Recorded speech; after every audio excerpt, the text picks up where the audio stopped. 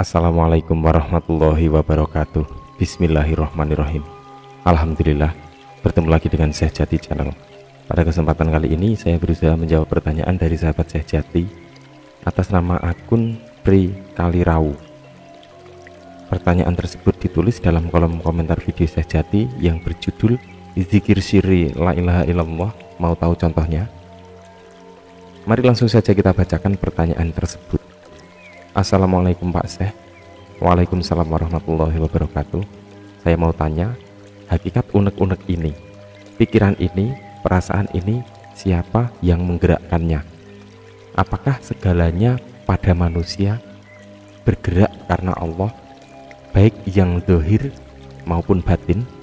Ataukah ada kemampuan sendiri pikiran manusia, perasaan dan perbuatan manusia tanpa campur tangan Allah?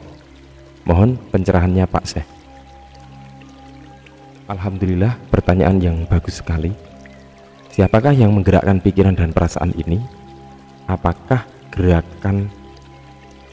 bergerak karena Allah, baik yang zahir maupun yang batin?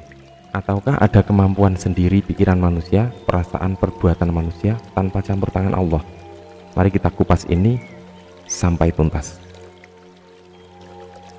Para sahabat semua, berbicara tentang pikiran, sebenarnya dari manakah pikiran bisa hadir atau keluar?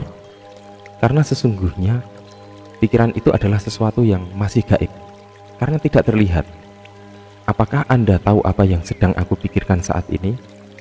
Saya rasa sulit untuk mengetahui pikiran seseorang. Dan untuk mengetahui pikiran seseorang itu, kita harus belajar. Seperti contoh membaca pikiran, atau mungkin dengan telepati, atau bisa dengan cara psikologis.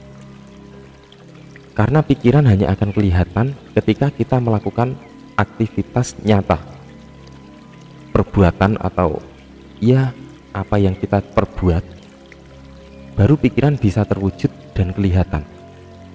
Selama pikiran masih terpendam, pastilah akan sulit untuk diketahui.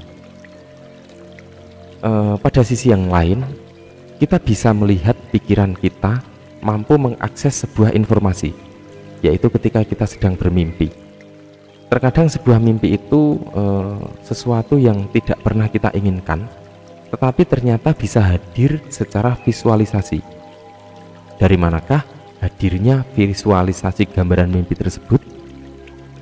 Para sahabat semua, sebelum mimpi itu terbaca, maka saat itu adalah hanya berbentuk sebuah sinyal-sinyal, sebuah energi. Sinyal tersebut turun dari sisi batiniah yang masih bersifat batin. Maksudnya adalah sisi batin yang terdalam, atau bisa dikatakan dari batinnya batin turun ke batin lahiriah. Bisa dikatakan itu adalah alam arwah yang merupakan tajali ruh, yakni wahana pendinding yang terdalam, yang merupakan kesatuan sifat Allah yang terpantul pada makhluk. Disinilah pertama kali sinyal-sinyal diterima manusia setelah dari alam ketuhanan. Kemudian selanjutnya masuk ke alam bawah sadar manusia. Kemudian dari situ sinyal turun ke alam rasa. Kemudian dari alam rasa turun lagi ke hati atau nurani manusia. Para sahabat semua, mohon diperhatikan bahwa sinyal-sinyal dari hati atau nurani ini turun lagi. Tetapi kali ini sinyal-sinyal dari nurani pecah menjadi dua. Karena setelah sinyal keluar dari hati, maka sinyal mulai terpengaruh oleh nafsu ataukah mampu bertahan di dalam iman. Yang pertama, sinyal-sinyal informasi yang berasal dari hati nurani kemudian keluar dengan disertai iman, kemudian selanjutnya menuju akal, maka itu akan menjadi sinyal-sinyal yang positif dengan memiliki informasi yang bersifat batiniah. Bisa dikatakan itu adalah informasi akal yang selalu berdasarkan pada hati, di mana informasi tersebut akan mampu menjadi pencerahan kehidupan manusia selanjutnya.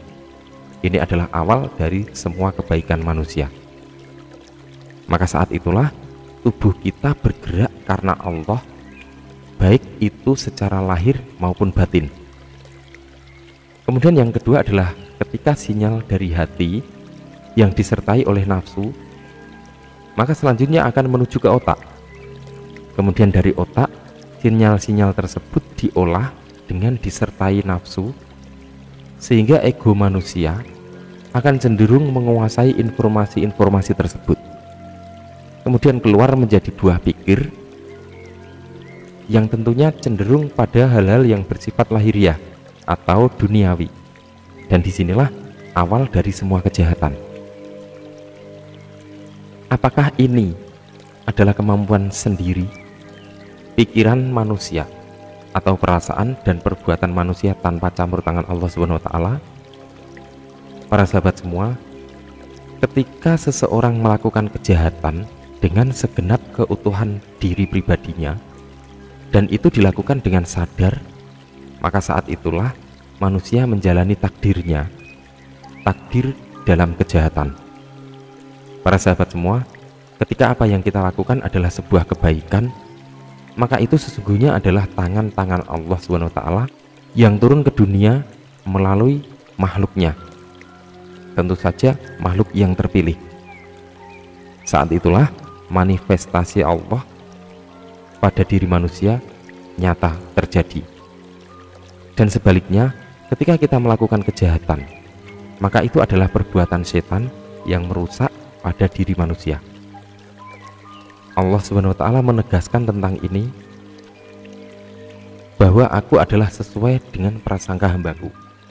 Dari Abu Hurairah radhiyallahu anhu, ia berkata bahwa Nabi Muhammad SAW bersabda, Allah SWT berfirman, aku sesuai prasangka hambaku, aku bersemayam ketika ia mengingatku. Jika ia mengingatku saat bersendirian, aku akan mengingatnya dalam diriku. Jika ia mengingatku di suatu kumpulan, maka aku akan mengingatnya di kumpulan yang lebih baik daripada itu, kumpulan para malaikat. Hadis riwayat Bukhari nomor 6970 dan Muslim nomor 2675. Para sahabat semua, semoga kita tidak hanya memiliki kecerdasan otak dan pikiran saja, akan tetapi justru lebih condong pada kecerdasan budi, sehingga akan mampu memahami dengan benar antara akal, nafsu, serta ego. Dan perlu kita ketahui bahwa nafsu dan akal itu sendiri juga telah diciptakan Allah SWT jauh sebelum kita tercipta. Dan semoga dengan melalui nafsu tersebut, kita juga akan mengenal kembali ke dalam kedekatan Allah SWT dan hidup di dalam kesempurnaan. Allahu a'lam bishawab. Wassalamualaikum warahmatullahi wabarakatuh.